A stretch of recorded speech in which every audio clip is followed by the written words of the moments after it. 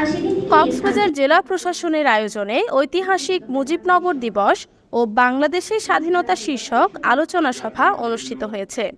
বুধবার সকালে এটিএম জাফর আলম সম্মেলন কক্ষে জেলা প্রশাসক মোহাম্মদ শাহিন ইমরানের সভাপতিত্বে অনুষ্ঠিত আলোচনা সভায় আওয়ামী লীগের ধর্ম বিষয়ক সম্পাদক সিরাজুল মুস্তফা, অতিরিক্ত পুলিশ সুপার রফিকুল ইসলাম, জেলা আওয়ামী লীগের সভাপতি অ্যাডভোকেট ফরিদুল ইসলাম চৌধুরী, শিক্ষাবিদ অধ্যাপক সোমেশ্বর চক্রবর্তী, কক্সবাজার প্রেস ক্লাবের সাধারণ সম্পাদক Mujibul Islam, Cox's Bazar chamber of commerce and ইন্ডাস্ট্রিজের সভাপতি আবু মোর্শেদ চৌধুরী সহ অনেকেই উপস্থিত ছিলেন।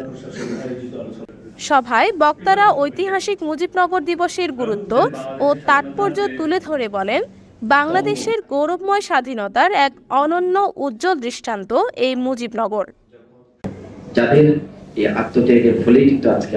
সভা শেষে ঐতিহাসিক মুজিবনগর দিবস উপলক্ষে শিশু একাডেমি আয়োজিত চিত্রাঙ্কন প্রতিযোগিতার বিজয়ীদের পুরস্কার বিতরণ করা হয়।